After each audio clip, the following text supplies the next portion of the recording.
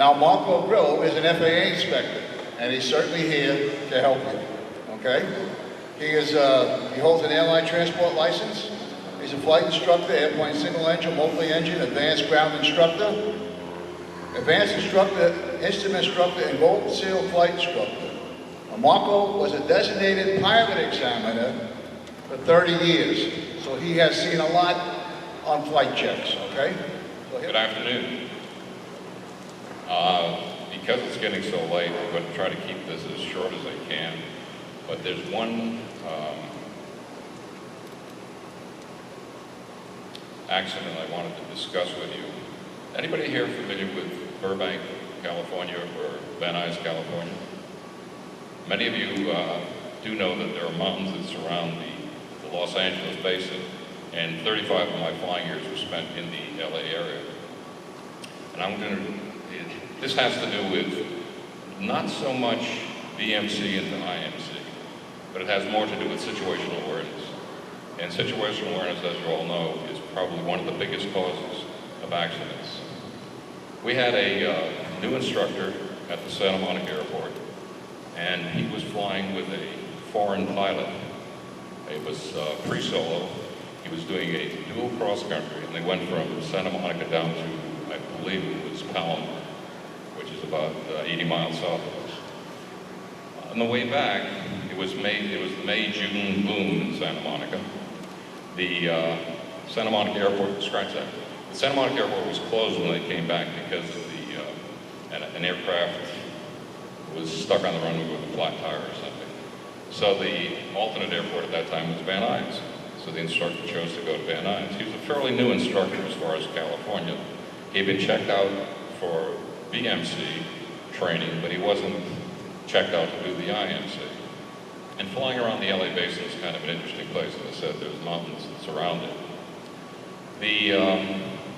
You've heard very recently about if you cross the line, you cross the line. You all know what that means. And that has to do with runway incursions. Well, in Santa Monica, we had a thing called a fence. And when we taught instruments, we taught something called the fence. The fence was a Victor airway. And we had a Victor airway that started at Van Nuys, Vortac, went straight down to Seal Beach, which is at Long Beach. It's about, 30 or 40 miles. And if you were on the west side of it, it was fairly flat terrain.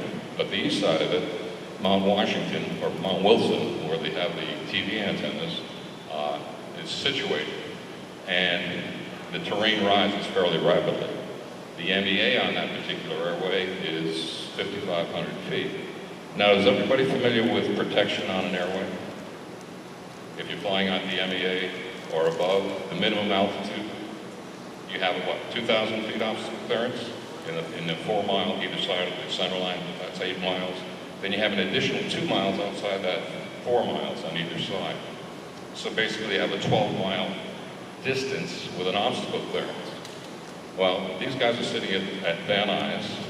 The airport was closed. So in the meantime, the fog had come in, the May-June gloom.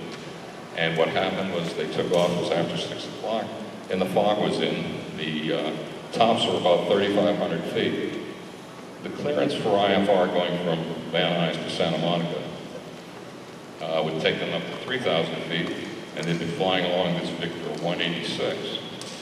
However, when you take off from Van Nuys, you take off in the southerly direction, runway 16.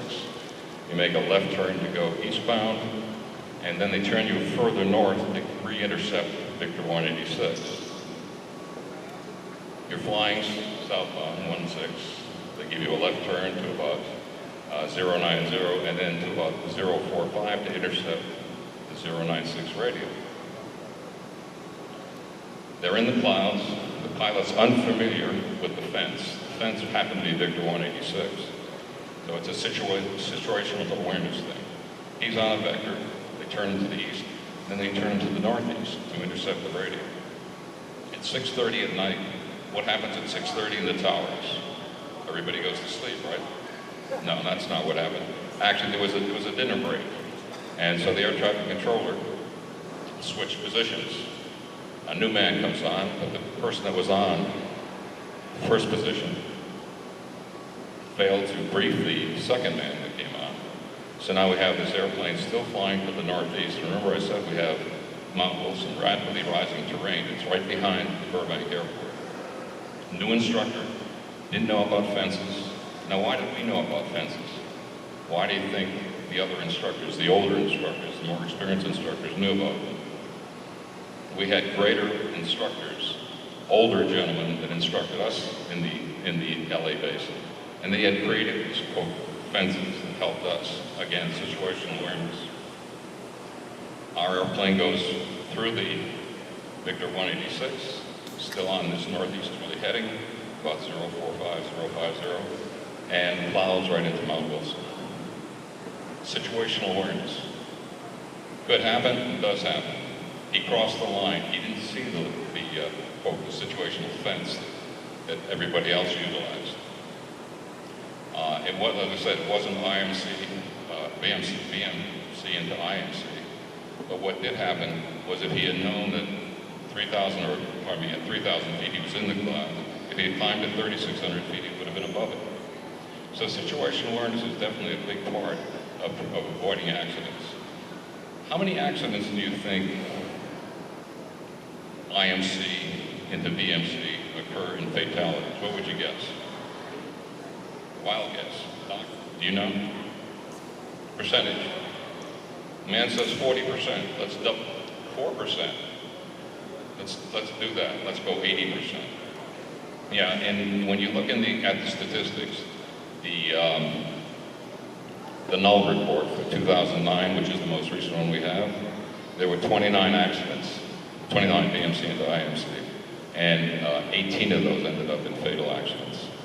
And then if you go into there was a 10-year study, or 9-year study from 1999 to 2008, and there were 163 BMC into IMC. And how many of those do you think ended up in fatalities? 139, of which there were something like 250 fatalities, 246 fatalities. I wanted to open this up to any questions you might have regarding IMC into BMC, or BMC into IMC, I'm sorry. Any questions? I know we have one more speaker coming. And, sir, do you have a question?